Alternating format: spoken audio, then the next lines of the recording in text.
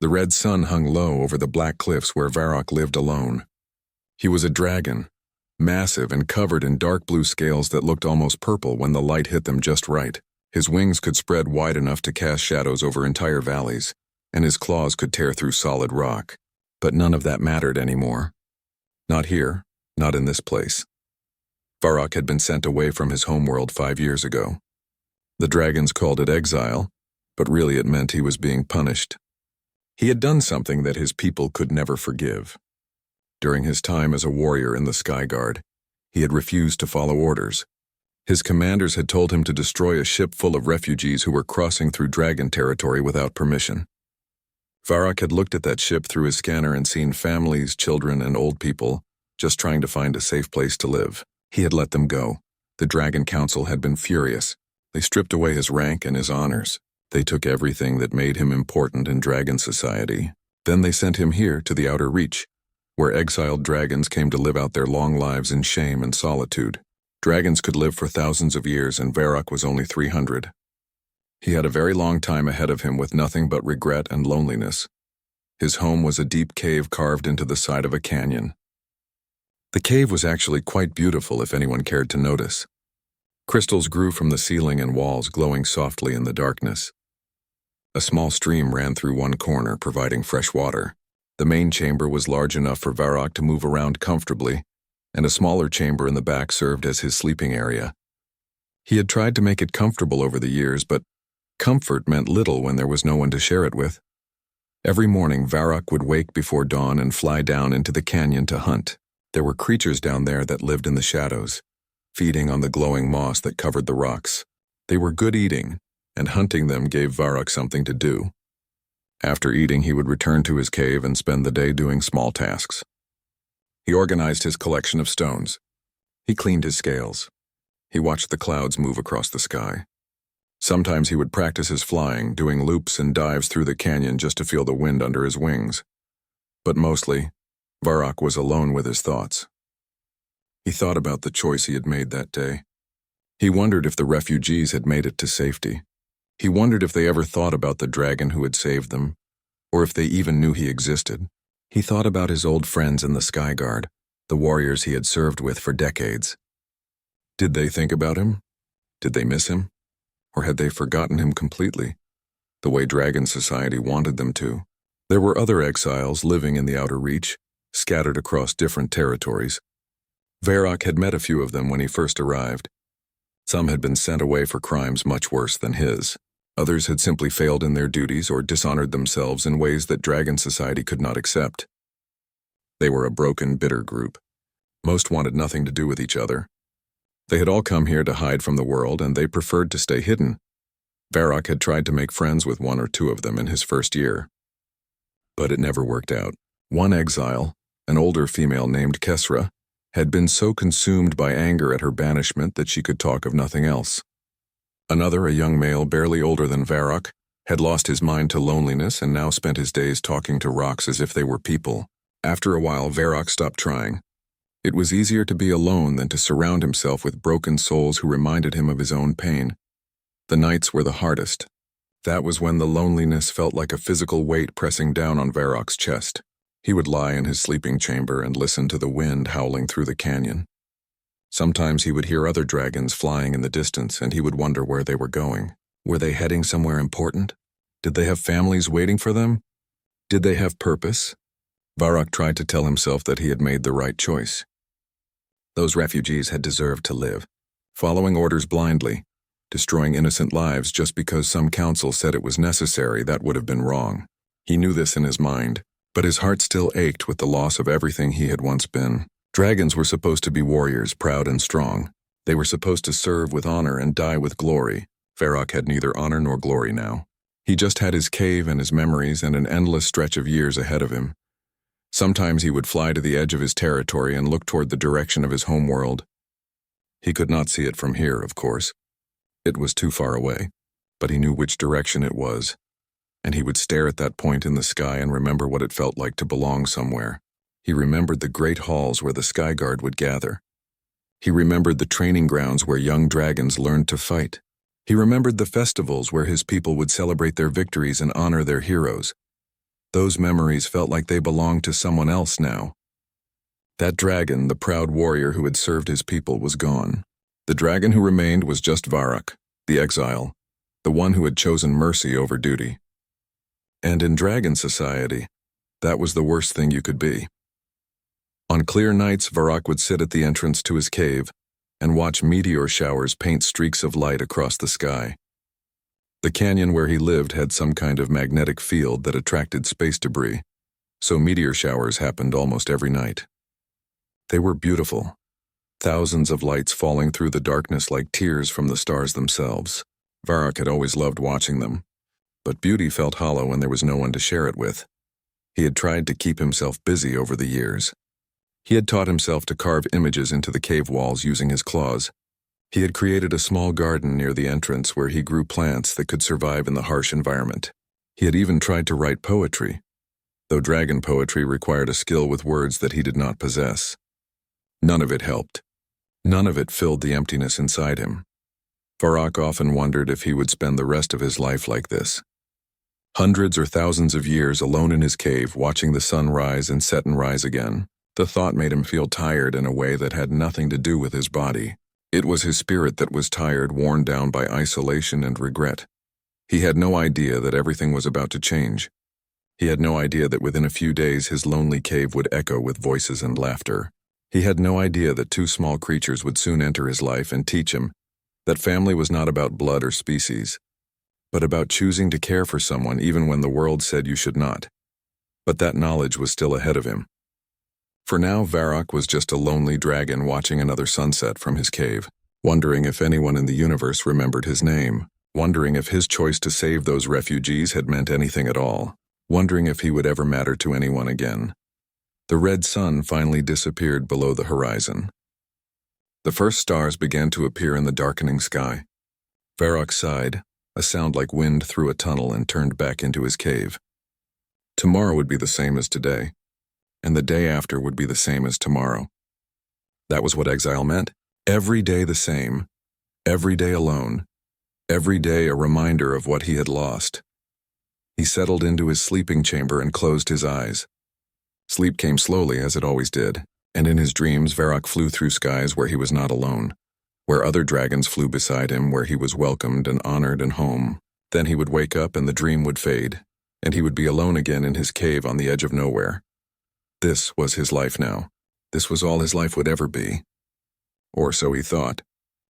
The distress signal started on a Tuesday morning, though Varrock did not think of days in human terms. He simply knew that it was the third sunrise after the last meteor shower, when he first heard the beeping sound echoing faintly through the canyon. At first, he thought it might be his imagination. Living alone for so long could make a dragon hear things that were not really there. But the beeping continued, steady and insistent, coming from somewhere to the south. Varrock tried to ignore it. Getting involved in other people's problems was what had gotten him exiled in the first place. If someone had crashed their ship in the outer reach, that was their problem, not his. The authorities would eventually pick up the signal and send a rescue team. It was not his responsibility. He had learned his lesson about trying to help others, but the signal kept beeping. All through that day and into the night, Varrock could hear it in the background of everything he did. When he hunted, the beeping echoed off the canyon walls. When he tried to sleep, the sound seemed to get inside his head. By the second day, the beeping had become impossible to ignore. It was like an itch he could not scratch, a constant reminder that someone out there needed help. On the third day, Varrock finally gave up trying to ignore it. He told himself he was just going to look, nothing more. He would find the source of the signal and report it to the authorities. That was all. He would not get involved. He would not make the same mistake twice. He took off from his cave just after dawn and flew south, following the signal. The beeping grew louder as he flew, leading him toward a ridge of sharp rocks that jutted up from the canyon floor like broken teeth. As he got closer, he started to see signs of the crash, scorch marks on the rocks, pieces of twisted metal scattered across the ground, a trail of destruction that led up the ridge to where something had slammed into the rock face. The crash site was worse than Varrock had expected. A small escape pod, barely big enough for two people, had carved a burning path through the stone before wedging itself into a crack between two large boulders. The hull was completely scorched, Its metal skin blackened and melted in places. Whatever markings had once been on the outside were now impossible to read. The distress beacon was still beeping from somewhere inside the wreckage, but there was no other sound. No movement. No sign of life. Varrock landed near the pod and approached carefully. The door had been torn partially open in the crash, hanging at an angle that made it look like a broken jaw. He could smell burned electronics and something else, something organic. Blood maybe, or fear. Both had a smell that dragons could detect. He peered inside the dark interior of the pod and had to wait for his eyes to adjust.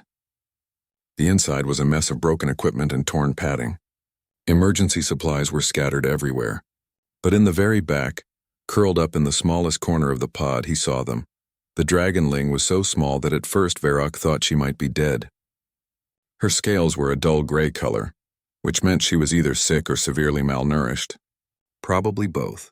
She could not have been more than 5 years old by dragon counting, barely old enough to fly properly. Her wings were folded against her back and one of them looked damaged, bent at an angle that made Varrock wince. She was curled around something, protecting it with her small body, even though she was unconscious. Varrock reached in carefully and touched the dragonling's neck. He felt a pulse, weak but steady. She was alive, at least for now, but she needed help soon, or she would not stay that way for long. The thing she was protecting made Varrock pause. It was small and furry, about the size of his smallest claw. At first he thought it might be some kind of pet, but as he looked closer he realized this was no ordinary creature. It looked like a cat with 4 legs and a tail and pointed ears, but it also had 2 extra legs, making 6 total, and its fur was strange, shimmering with colors that seemed to shift as he looked at it, blues and purples and greens like oil on water. Most unusual of all, the creature was glowing very faintly, giving off a soft light that pulsed in time with its breathing. The kitten was also unconscious, its small chest rising and falling in quick, shallow breaths. It was pressed against the dragonling for warmth, and even in sleep, the two creatures seemed to be holding on to each other. Whatever they had been through it together. Varrock should have called the authorities right then. He had his communication device with him. One call and a rescue team would arrive within hours. They would take care of the injured dragonling and figure out what the glowing kitten was.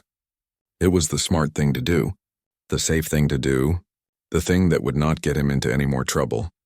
He reached for his comm device and was about to make the call when the dragonling's eyes fluttered open. They were amber-colored, very bright even though she was so sick. She looked up at Varrock with those eyes and he saw fear there, but also something else, hope, desperation, a plea that needed no words. Her voice was barely a whisper, so quiet that Varrock had to lean down to hear her. She spoke in the old dragon tongue, the language that all dragons knew from birth but rarely used anymore. "Please," she said. "Don't let them die, them, not me." Not herself. Even on the edge of death, this little dragonling was worried about the strange glowing kitten she had been protecting. There was something in that moment, in that single word, that made Varrock's decision for him. He had spent 5 years alone, convincing himself that caring about others only led to pain and exile. But looking at this dying child who cared more about her companion than herself, Varrock felt something crack inside his chest. Something that had been frozen solid for 5 years suddenly began to thaw. He put his comm device away without making the call. Instead, he reached into the pod as gently as he could and carefully lifted both creatures out. The dragonling weighed almost nothing, which scared him. The kitten woke up briefly as he moved them, made a small chirping sound of distress, then went back to sleep when it realized the dragonling was still nearby. Varrock had no medical supplies. He had no experience taking care of children. He had no idea what the glowing kitten even was or what it might need to survive. This was stupid. This was dangerous. This was exactly the kind of thing that had gotten him exiled in the first place. But as he spread his wings and took off, carrying the two small creatures as carefully as he could, Varrock found that he did not care. Let them exile him twice if they wanted. Some things were more important than following rules. Some lives were worth saving even if it cost you everything. The flight back to his cave took longer than usual because he had to fly carefully to avoid jostling his passengers. The dragonling stayed unconscious the whole way, which worried him. The kitten woke up once or twice and made small sounds but stayed quiet otherwise, as if it understood that making noise might be dangerous. When Varrock finally landed at his cave entrance, the sun was setting again. painting the sky in shades of red and orange.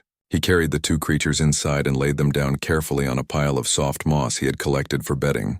They immediately curled up together again, the kitten pressing against the dragonling's chest, the dragonling's small arm wrapping protectively around the kitten. Varrock looked at them lying there, two impossibly small creatures who had somehow survived a terrible crash, who had held on to each other through whatever nightmare had brought them to this place, and he made a decision. He did not know if he could save them. He did not know if he was making a terrible mistake, but he was going to try. For the first time in 5 years, Varrock had a purpose beyond simply surviving each day. For the first time in 5 years, his cave did not feel quite so empty. He had no idea yet what he was going to do with these two strange creatures. He had no idea how much they would change his life. But somewhere deep inside, in a place he had thought was dead, Varrock felt something very small begin to grow. It felt almost like hope. The first week was the hardest. Varrock had no idea what he was doing, and every moment felt like he was on the edge of losing them both. The dragonling was severely dehydrated and had not eaten in days, maybe weeks. Her damaged wing was infected, the scales around it turning dark and crusty. Varrock had to clean the wound with water from his stream, and the little dragon would cry out in pain even though she tried to be brave about it. The kitten was in better shape physically, but it would not eat anything Varrock offered. He tried bringing it meat from his hunts, but the creature just turned away. He tried fruits and plants, but those were ignored too. On the third day, the dragonling woke up properly for the first time. She looked around the cave with confused eyes, and when she saw Varrock, she tried to scramble backward despite her injuries. "It is all right," Varrock said softly, trying to make his voice gentle even though dragon voices were not built for gentleness. "You are safe here. I am not going to hurt you." The dragonling looked at him with those bright amber eyes, studying him carefully. She looked down at the kitten sleeping against her side, then back at Varrock. "Where are we?" she asked. "My home. I found your escape pod crashed on the southern ridge." "You are both nearly dead." "My parents," she whispered, and her eyes filled with tears. "Are they?" Varrock did not know how to answer that. He had found no other pods, no other survivors, but he did not want to take away her hope if there was any chance they had survived somewhere else. "I only found you and your friend," he said carefully. "What is your name?" The dragonling was quiet for a long moment. When she finally spoke, her voice was so soft he could barely hear it. "I do not remember." That scared Varrock more than anything else. Dragons had perfect memories. Forgetting your own name meant serious trauma, the kind that broke something deep inside the mind. "That is all right," he said, keeping his voice calm even though he was worried.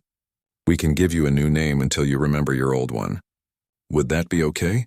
She nodded slowly and looked down at the kitten who was starting to wake up. The little creature opened its eyes, which Varrock could now see were bright green, and made a chirping sound. The dragonling smiled for the first time since waking up, a small sad smile, and petted the kitten's head with one claw. "He stayed with me the whole time," she said. "When the ship was exploding and everything was scary, he stayed with me. He would not leave." "He is brave," Varrock agreed. "What is his name?" "I do not know. He cannot talk. At least not in any language I understand. He just makes sounds." Varrock studied the strange glowing kitten. "We will need to name him too then, and you. Let me think about it." He spent the next day considering names while he tried to nurse them back to health. The dragonling's scales, when healthy, probably had a reddish tint under the gray. There were small patterns on her neck that reminded him of embers from a dying fire. Little spots of color that glowed faintly when light hit them right. "Ember," he said out loud, testing the name. "I will call you Ember." The dragonling looked up at him and smiled again, less sad this time. "Ember, I like it." The kitten was harder to name, but Varrock noticed that when the creature was happy or excited, its glow would get brighter, sending out little pulses of light like tiny sparks. "Spark," he decided. "The kitten is Spark." When he said it, Spark's ears perked up and the kitten made a happy chirping sound, so Varrock figured the creature approved. Having names for them made everything feel more real somehow. They were not just two random creatures he had rescued. They were Ember and Spark, and they were in his care now. The problem of feeding Spark continued to worry him. The kitten was getting weaker from not eating, its glow becoming dimmer each day. Varrock tried everything he could think of. Different meats, different plants, even insects he caught flying around the cave. Nothing worked. Spark would sniff each offering politely, then turn away and curl up next to Ember again. On the fifth day, Varrock was exploring a deeper part of his cave system, looking for anything that might help. He found a section he rarely visited because it was dark and slippery, with water dripping from the ceiling. But in that darkness he noticed something glowing on the walls. It was a type of moss, but unlike the regular moss he usually saw. This moss gave off a soft blue light similar to Spark's glow. Varrock carefully scraped some off the wall and brought it back to the main cave. When he offered the glowing moss to Spark, the kitten's reaction was immediate. The creature's eyes went wide, its glow brightened, and it made excited chirping sounds before practically diving at the moss. Within seconds, Spark had eaten every bit of it and was looking up at Varrock with what could only be described as hope. "You want more?" Varrock asked, and Spark chirped loudly, bouncing on its 6 legs in a way that made Ember giggle. Varrock went back to the deep cave and gathered as much glowing moss as he could carry. When he returned, Spark ate until its belly was round and tight, then curled up against Ember and fell into the first peaceful sleep Varrock had seen from the creature. With both of them finally eating and starting to recover, Varrock could focus on other things. He realized he knew almost nothing about either of them. Ember was clearly a dragon, but what kind? She was too young to show all her adult features, and her scales were still recovering their color, and Spark remained a complete mystery. Varrock had never seen or heard of any creature like it in all his 300 years. Over the next few weeks, as Ember got stronger, she began to talk more. Not about what had happened to her. She still could not or would not speak about that, but about small things. She liked the way the crystals in the cave caught the light. She thought Varrock's stone collection was interesting, and spent hours organizing the stones by color and size. She told him that Spark could understand language even if he could not speak it, and that the kitten was very smart. Varrock found himself enjoying their company more than he wanted to admit. Ember asked questions about everything, curious about the world in the way only children could be. Why was the sky red here? What made the crystals glow? How old was Varrock? Where did he come from? Some questions he could answer. Others, particularly those about his past, he avoided. He was not ready to explain exile to a child who had already lost so much. Spark, despite being unable to talk, had a personality that filled the cave. The kitten was playful and mischievous, chasing light reflections across the floor and climbing on everything. Spark seemed to have no fear of Varrock despite the dragon being hundreds of times larger. The kitten would climb up Varrock's leg and perch on his shoulder, purring in a way that made a strange rumbling sound. Varrock found it oddly comforting. The real challenge came when it was time to teach Ember to fly again. Her wing had healed, but it was still weak, and she was terrified of leaving the ground. "I cannot," she would say whenever Varrock suggested practicing. "What if I fall?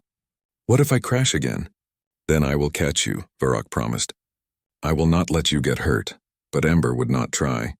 She would stand at the cave entrance and look out at the canyon, and Varrock could see the fear in her eyes. Whatever had happened in that crash had broken something inside her, something that had nothing to do with her wing. It was Spark who finally gave Ember the courage to try. One day the kitten climbed onto Ember's back and refused to get down.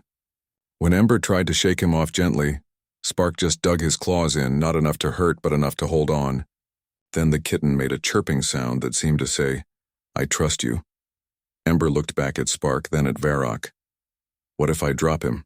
"You will not," Varrock said firmly. "You protected him through a crash that should have killed you both. You can protect him through a short glide." Ember took a shaky breath, spread her wings, and stepped off the edge of the cave entrance. For a terrible moment she dropped like a stone and Varrock's heart stopped. But then her wings caught the air, her training and instincts taking over, and she glided smoothly across the canyon. Spark made excited chirping sounds the entire time, his glow getting brighter and brighter with joy. When Ember landed on the other side, she was breathing hard and her legs were shaking. But she was also grinning wider than Varrock had ever seen. "I did it!" she shouted across the canyon. "Did you see I flew?" Varrock felt something warm and strange in his chest, something he had not felt in 5 years. Pride. Not the proud warrior pride he had known in his old life, but something different. Better. The pride of watching someone you care about overcome their fear and succeed. That night, all 3 of them sat at the cave entrance and watched the meteor shower together. Ember was tired from practicing her flying all afternoon, but she was happy, telling Spark about everything they had done and making plans for tomorrow. Spark was curled up in her lap, purring contentedly, his glow soft and peaceful. Varrock realized with some surprise that his cave no longer felt empty. It felt full of voices and laughter and life, full of purpose and meaning. For 5 years he had been convinced that his life was over, that exile meant the end of everything that mattered. But sitting here with these two strange, wonderful creatures who had crashed into his world, Varrock understood something important. Family was not about blood or species or following rules. Family was about choosing to care for someone even when it was hard. Family was... Lieutenant Greg Murphy had been surveying the outer reach for 3 weeks and was thoroughly bored. His job was to scan uninhabited regions for mineral deposits and unusual energy signatures, and so far he had found exactly nothing interesting. Just rocks and more rocks, and occasionally some rocks that looked different from other rocks. He was starting to think he had made a terrible career choice. Then his scanner picked up something strange. The reading showed 2 different genetic signatures coming from the same location, which should not be possible unless 2 creatures were standing very close together. But that alone was not what made Greg lean forward and study his screen more carefully. One of the signatures registered as Dracaran, which made sense since this was dragon territory. But the other signature was completely unknown. His computer could not identify it at all. It did not match anything in the galactic database of known species. Greg ran the scan 3 more times to make sure it was not a mistake. Each time he got the same results: a dragon and an unknown creature together, in a region marked as uninhabited exile territory. This was either a massive equipment failure or something genuinely interesting. He opened a communication channel to his ship. "Captain Lisa Hayes, this is Murphy. I need to report an anomaly." Lisa's face appeared on his screen. She looked tired, which was her normal state. Being a captain meant very little sleep. "What kind of anomaly, Lieutenant?" "I am picking up an unknown genetic signature in the outer reach. It is coming from exile territory alongside a Dracaran signature. Permission to investigate in person?" Lisa frowned. "Unknown how? Like corrupted data unknown or actually unknown?" "Actually unknown. The computer has no match for it in any database. Not even a close match." That got her attention. Lisa sat up straighter and started typing on her own console. "Where exactly is this?" Greg sent her the coordinates. "It is coming from a canyon system about 2 hours from my current position. The area is supposed to be uninhabited except for exiled dragons who keep to themselves. Exiles are unpredictable," Lisa said, thinking out loud. "Some of them are dangerous. Some are just broken. Either way, they do not usually like visitors." She was quiet for a moment, then sighed. "But if there is an unknown species down there, we need to document it. First contact protocols require investigation. Take someone with you, standard recon only. Observe and report. Do not make contact unless absolutely necessary." "Understood. I will take Danny Bennett with me. Be careful. Greg, if those exiles decide they do not want you there, your shuttle is not going to be much protection against a dragon." The shuttle trip took 6 hours instead of 2, because they had to navigate through some difficult terrain. Danny Bennett spent most of the trip complaining, which was his natural state of being. "We are chasing scanner ghosts in the most depressing part of the galaxy," he muttered. "This is not what I signed up for." "You signed up for frontier survey work," Greg pointed out. "This is literally what frontier survey work is." "I thought frontier survey work would involve more interesting discoveries and fewer rocks. Maybe this will be interesting." "It will not be," Danny said confidently. "It will be a scanner error, and we will have wasted an entire day for nothing." But when they landed and set up their observation equipment on a ridge overlooking the target location, both of them fell silent. Through the high-powered scopes, they could see a large dragon, dark blue with purple undertones, easily 15 meters long. That alone was not surprising, but what the dragon was doing was very surprising. The dragon was teaching a much smaller dragon, a dragonling who could not be more than a few years old, how to fly.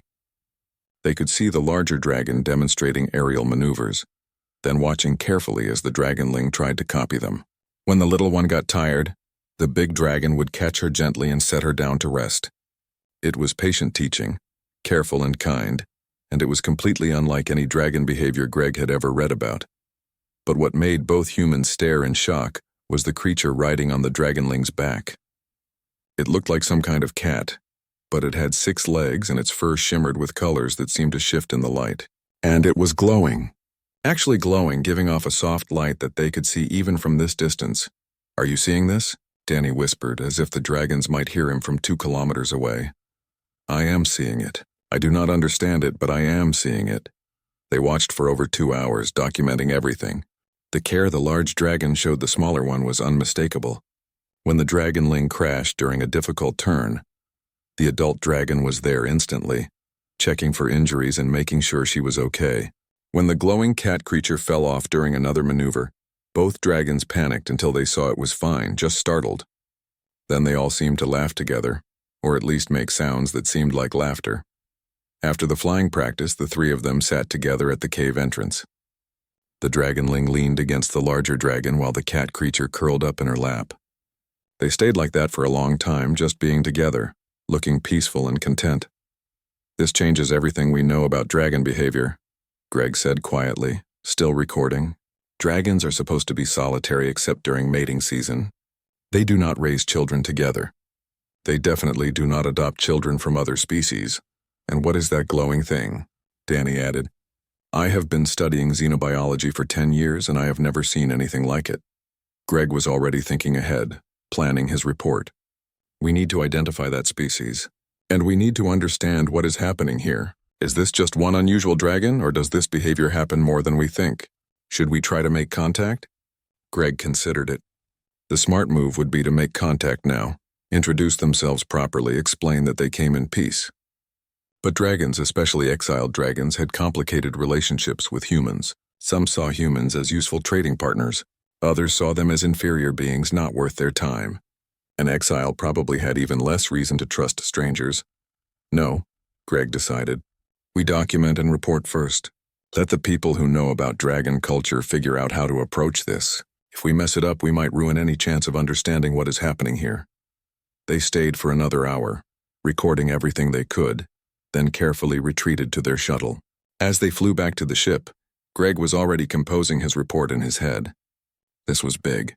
This was potentially revolutionary. If dragons could form these kinds of bonds, if they could care for other species the way this exile was caring for that dragonling and the unknown creature, then everything humans thought they knew about dragons was wrong. The report moved up the chain of command faster than Greg expected. Within 3 days, he was sitting in a virtual conference with people whose names he had only read in textbooks. Director Patricia Morgan, head of the Xenological Studies Division, looked at him through the holographic display with sharp, intelligent eyes. "Let me make sure I understand your report correctly, Lieutenant Murphy. You observed a dragon exhibiting parental behavior toward both a juvenile of its own species and a completely unknown alien organism." "Yes, Director. The behavioral patterns were very clear. This was not just tolerance or coexistence.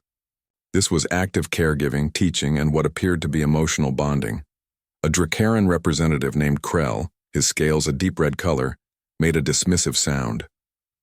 Exile behavior is abnormal by definition. This proves nothing about our species as a whole. This individual was exiled because they were defective." Greg felt his temper rise but kept his voice professional. "With respect, Counselor, that actually makes this more significant, not less. If even an exile can form these bonds, it suggests the capacity is natural to your species, not learned behavior." Dr. Nathan Cole, an older human with gray hair and kind eyes, nodded enthusiastically. "Exactly. And the unknown species presents an unprecedented opportunity. We need to identify it, understand where it came from, and learn how it came to be with these dragons." Patricia Morgan leaned forward.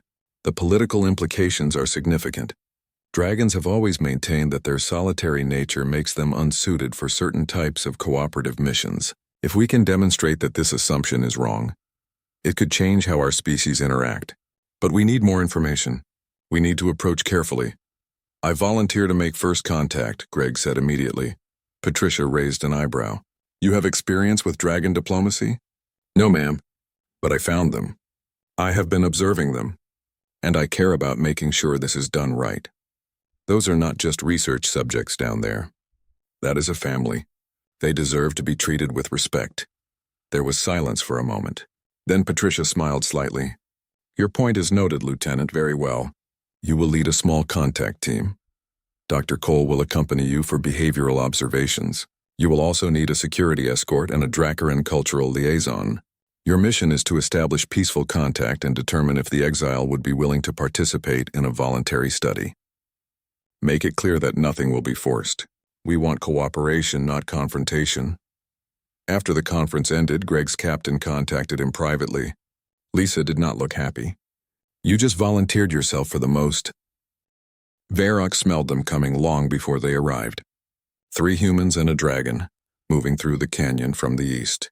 His sense of smell was excellent, and he could pick up the scent of fear, nervousness, and determination mixed together. They were trying to approach quietly, which meant they knew where he was and were coming specifically to see him.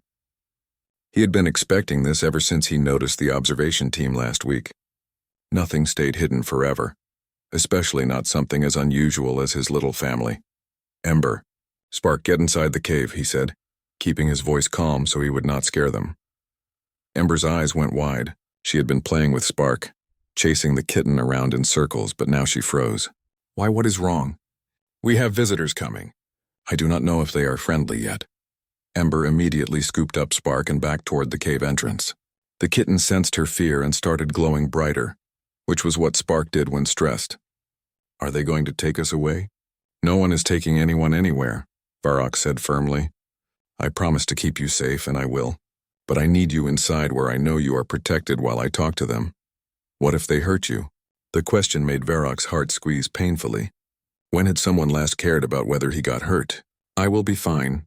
Now go.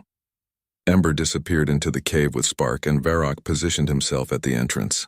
He spread his wings slightly, making himself look larger and more intimidating. If these visitors had come to cause trouble, they would learn that, exiled or not, he was still a dragon.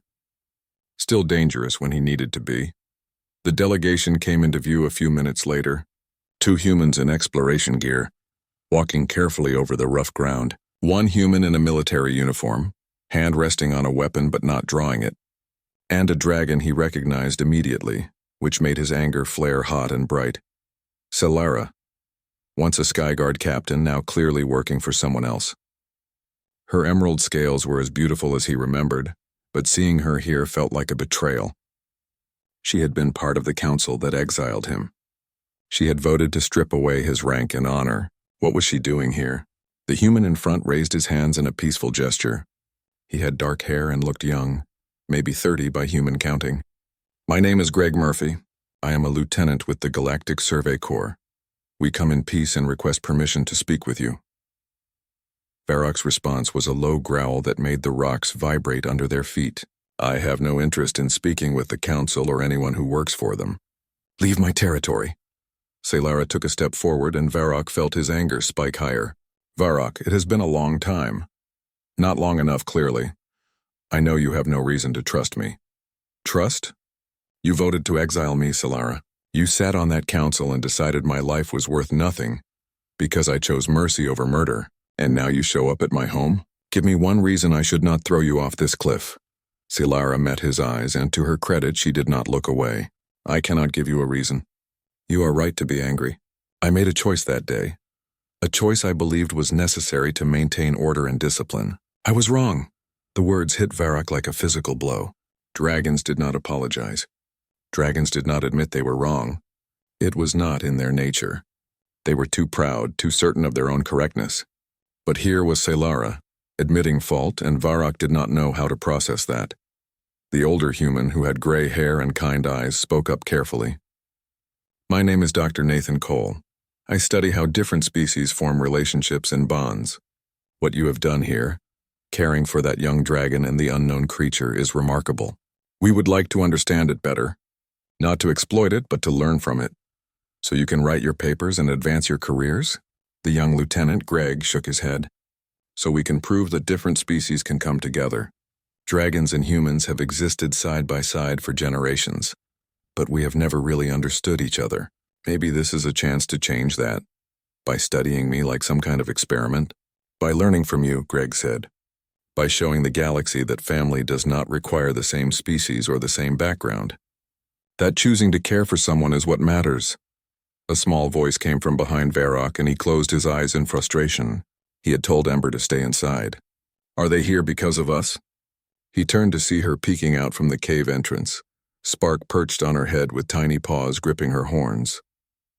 The kitten's glow was bright with stress, pulsing rapidly. I told you to stay inside. You were getting angry. Your scales do that glow thing when you are really angry. I was worried. Greg knelt down, making himself smaller and less threatening. Varrock appreciated the gesture, even if he was not ready to trust these visitors. Hi there. What is your name? Ember looked at Varrock for permission. He wanted to tell her not to talk to them, to go back inside where it was safe. But he could see the curiosity in her eyes. She had been isolated with only him and Spark for company. Part of him knew that was not healthy for a young dragon. She needed to interact with others eventually. Ember, she said quietly, and this is Spark. She gestured to the kitten, who chirped nervously and waved one paw in greeting. Dr. Nathan's eyes lit up with fascination. Remarkable. The feline understands social protocols. May I ask, Ember, where did Spark come from? Ember's expression immediately darkened and Varrock stepped protectively in front of her. Whatever happened to them, it was traumatic. She does not remember everything, and I will not force her to talk about painful things just to satisfy your curiosity. Of course not, Nathan said quickly. I apologize. That was insensitive of me. Spark made a series of chirping sounds and Ember petted him gently to calm him down. The bad place, she said softly, answering Nathan's question despite Varrock's attempt to protect her. We were somewhere bad. There was fire and screaming. My parents put us in the pod and made us leave. I do not remember anything else. Just fire and then nothing until I woke up here. The pain in her voice made Varrock want to send these visitors away immediately, but he could see that Greg and Nathan both looked genuinely concerned, not just scientifically interested. They seemed to care about Ember as a person, not just a research subject. I am very sorry that happened to you, Greg said gently. You are very brave. Varrock saved us, Ember said, looking up at him with absolute trust in her eyes. We would have died in that pod if he had not found us. He takes care of us now. He teaches me to fly and he finds food for Spark and he tells us stories at night. He is my family. The word family seemed to affect all the visitors. Solara looked away and Varrock thought he saw shame in her expression. Nathan was writing notes on a datapad, but his hand was shaking slightly. Greg just smiled, a genuine warm smile that made him look even younger. Would it be okay if we visited sometimes? Greg asked, directing the question to both Ember and Varrock. Not to take you away or change anything. Just to talk, to get to know you better. Maybe once a week. Ember looked excited at the idea, but she waited for Varrock to decide. He studied each visitor carefully. The military escort had not moved or made any threatening gestures. Nathan seemed genuinely interested in understanding, not exploiting. Greg had kind eyes and a respectful manner. And Solara, despite their history, had admitted she was wrong, which must have cost her pride dearly. Once a week, Varrock said finally. You may visit once a week, but understand this clearly. Any attempt to separate us, to take them away from me, to treat them as experiments rather than people, and you will discover exactly why the Sky Guard once feared me in combat. Are we clear? Very clear, Greg said. We will not betray your trust. See that you do not. The visitors left soon after, promising to return in a week. As Varrock watched them go, Ember came to stand beside him, Spark still perched on her head. Do you think they are nice? She asked. I do not know yet, but they seem to genuinely care, which is more than I expected. I hope they are nice. It would be good to have friends. Varrock realized she was right. They had been alone for months now, just the three of them. That had been wonderful in many ways. But Ember was young and social, and she needed more than just an old exile and a glowing kitten.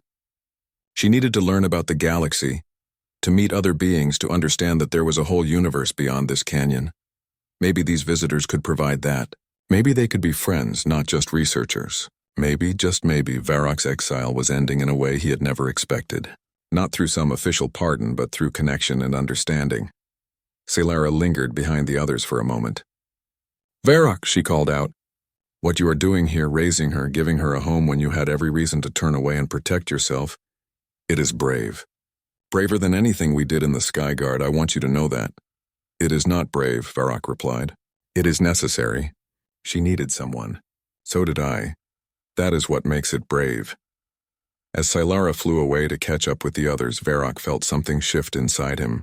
For 5 years he had believed his exile defined him, that being cast out meant he was worthless. But Ember's trust, Spark's companionship, and now even Solara's respect, all of it suggested something different. Maybe worth was not something given by councils or earned through combat. Maybe worth was something you created through your choices, through deciding to care when it would be easier not to. The weekly visits became something Varrock looked forward to, which surprised him. For the first few visits he remained suspicious and guarded. He would position himself between the visitors and his family, watching for any sign of threat or deception. But slowly, as the weeks passed, he began to relax. The visitors kept their promises. They came once a week, always the same small group. They brought gifts but never tried to buy trust with them. Most importantly, they treated Ember and Spark like people, not specimens. Greg brought star charts for Ember, who turned out to be remarkably intelligent. She would study the charts for hours, asking questions about different systems and species. She wanted to know everything about everything, and Greg was patient with her endless curiosity. Nathan brought specially formulated foods for Spark, testing different combinations to find what the kitten liked best. The glowing moss from Varrock's cave was clearly Spark's favorite, but Nathan discovered the kitten also enjoyed certain fruits that grew on distant planets. Solara brought stories. She would tell Ember about the history of dragonkind, about the great heroes and terrible villains, about wars fought among the stars and peace treaties signed on distant worlds. Varrock noticed that she left out the parts that made dragons sound overly proud or cruel. She was careful to show his people as complex, capable of both greatness and terrible mistakes.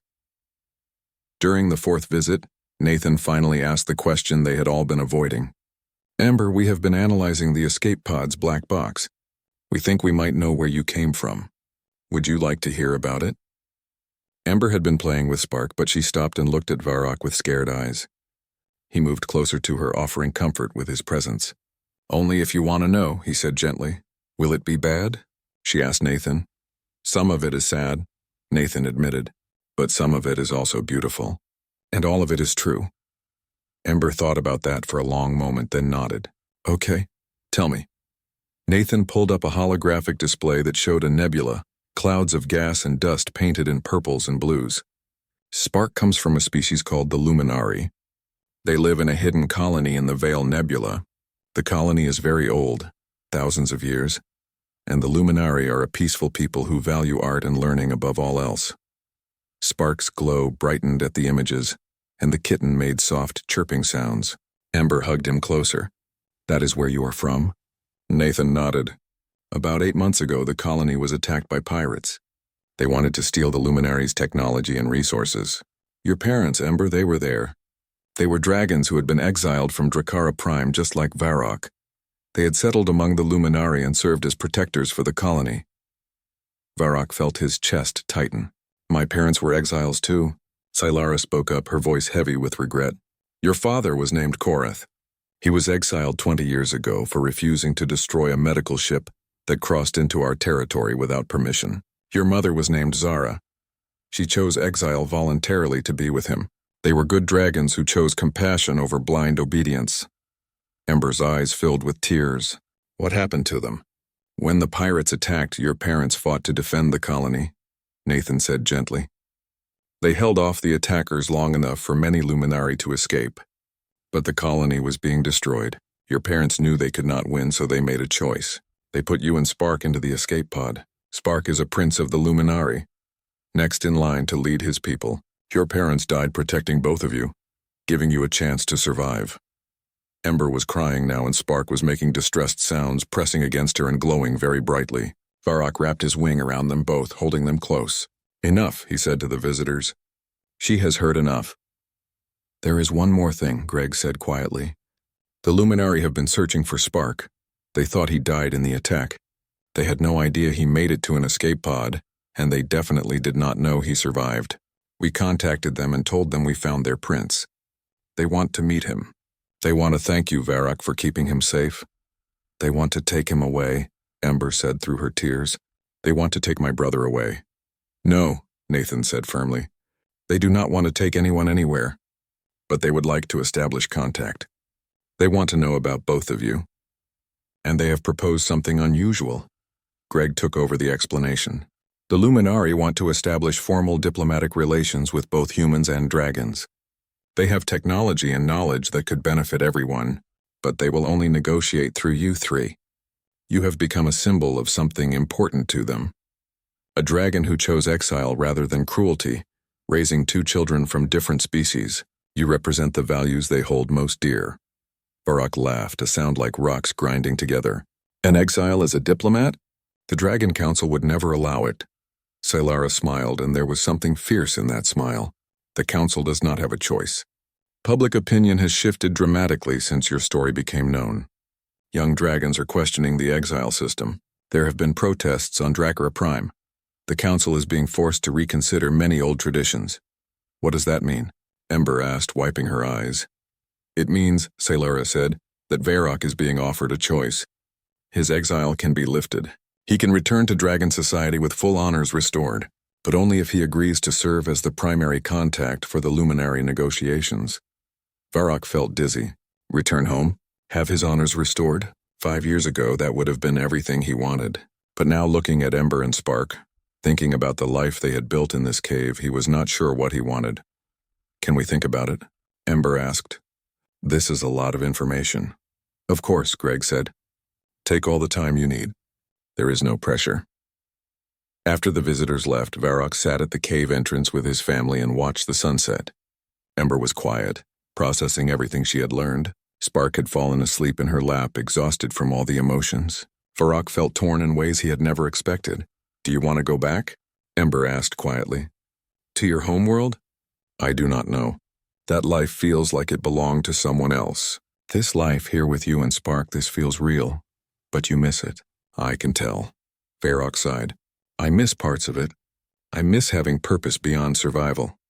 I miss feeling like I mattered. But I would not trade you for any of that.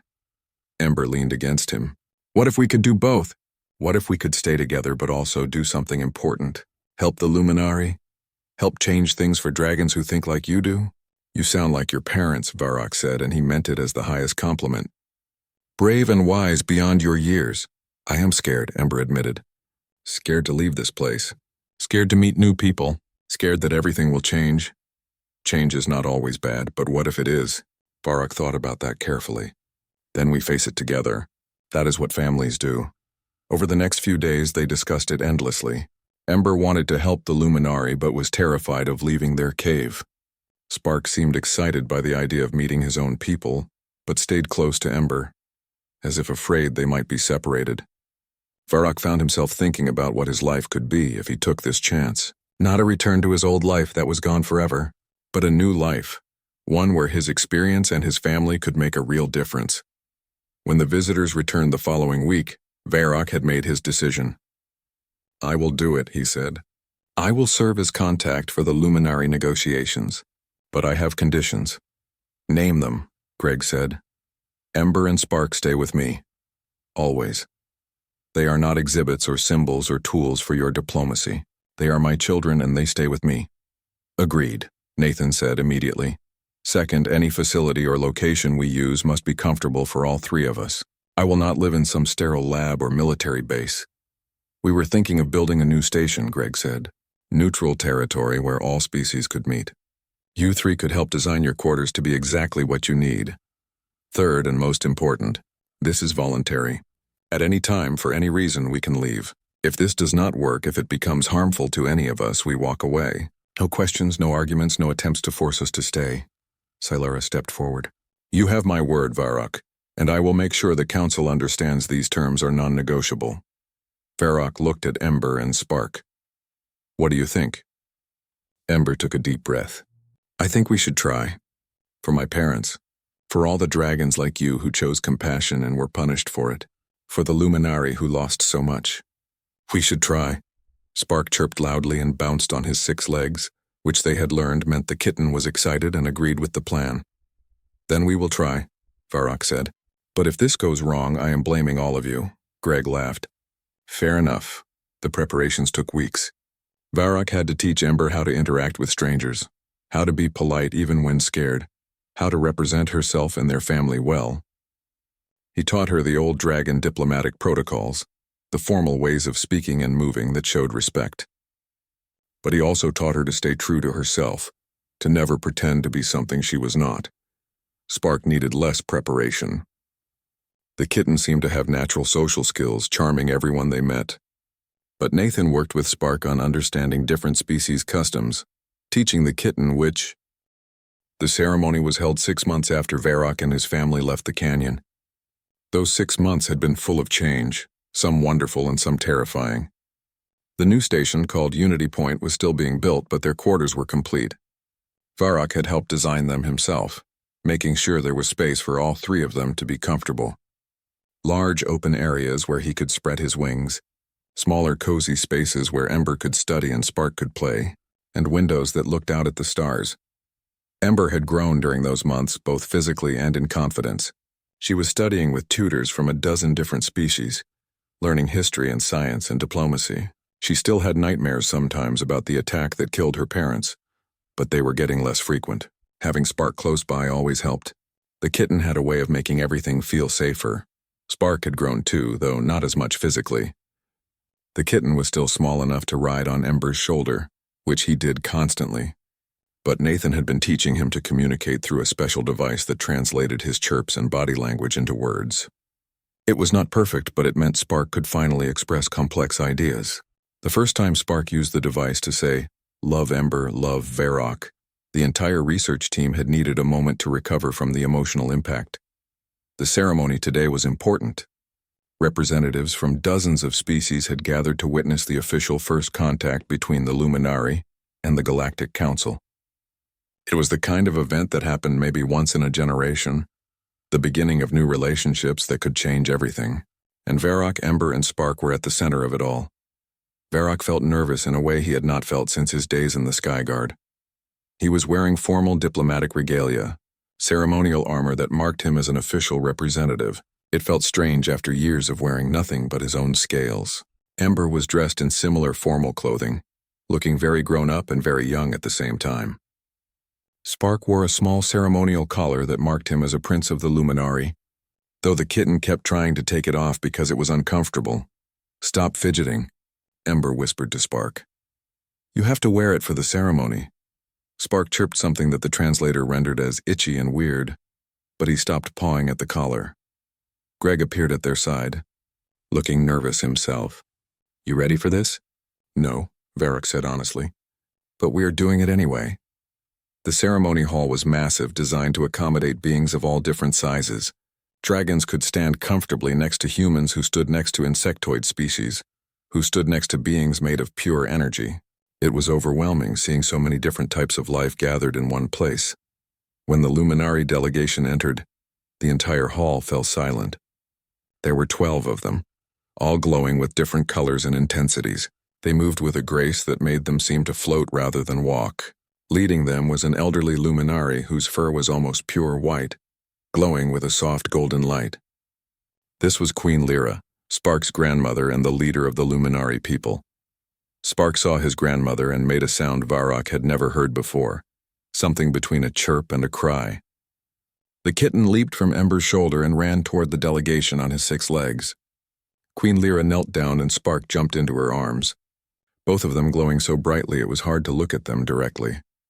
The reunion lasted several minutes, grandmother and grandchild holding each other while the entire galaxy watched.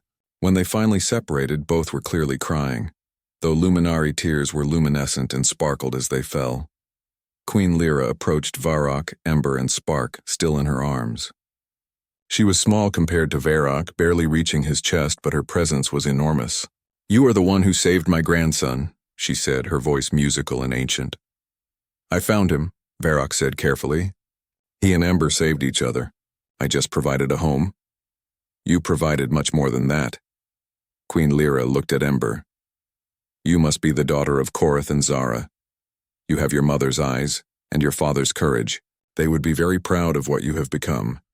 Ember tried to hold back tears but failed. "Thank you. I wish I remembered them better."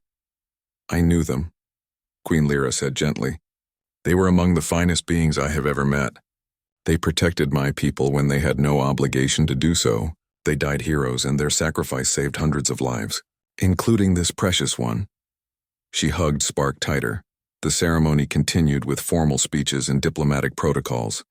Leaders from the Galactic Council spoke about cooperation and shared futures. Queen Lyra spoke about the values of compassion and protection that the Luminari held dear. But the moment everyone would remember, the moment that was broadcast across every newsfeed in known space, came when it was Ember's turn to speak. She stepped up to the podium, looking tiny in the huge hall, and spoke clearly despite her nervousness. My parents died protecting people who were not their own species. They chose to care about beings who were different from them. Varrock made the same choice when he found us. He had every reason to leave us in that crashed pod.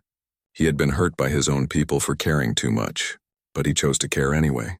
That is what family means. Not the same blood or the same species, but choosing to protect each other even when it is hard. The hall was completely silent as Ember continued. I do not remember my parents very well, but Varrock has told me about his choice to let those refugees go, the choice that got him exiled. And Queen Lyra has told me about my parents' choice to defend the Luminari colony. I think maybe choosing compassion runs in my family, and I am proud of that. I am proud to be the daughter of Korath and Zara. I am proud to be the sister of Prince Spark. And I am proud to be the daughter of Varrock, who saved us when he could have saved himself.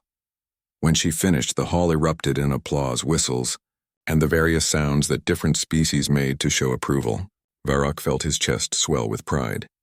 This small dragon who had been traumatized and broken when he found her had grown into someone who could speak truth to power, who could inspire thousands with her words. But the real moment came afterward. When the formal ceremony ended and the actual work began, the Dracaran High Council had called for a special session to address Varrock's exile. The entire council gathered, along with observers from dozens of species, to debate whether the laws that had exiled Varrock should be changed. Varrock stood before them, Ember on his right and Spark on his left, and faced the dragons who had cast him out. He recognized many of them, former friends, fellow warriors, leaders he had once respected. Some looked ashamed. Others looked angry that he was here at all. The head of the council, an ancient dragon named Kelmar, spoke first. Varrock, son of Thrace, you were exiled 5 years ago for disobeying direct orders. You chose to let refugees escape rather than destroying them as commanded. Do you deny this? I do not deny it, Varrock said clearly. I made that choice, and I would make it again. Even knowing it would cost you everything? Everything I lost was worth less than those lives. Kelmar studied him for a long moment. 5 years ago, we believed you were weak. We believed that mercy was a flaw that made you unfit to serve. But since then, the galaxy has watched you raise these children. They have watched you choose compassion over isolation. They have watched you prove that our assumptions about dragon nature were wrong. The young dragons of our world are demanding change. They no longer believe that solitary pride is the only way to be strong. So you want to use me as a symbol, Varrock said, to show that you can adapt?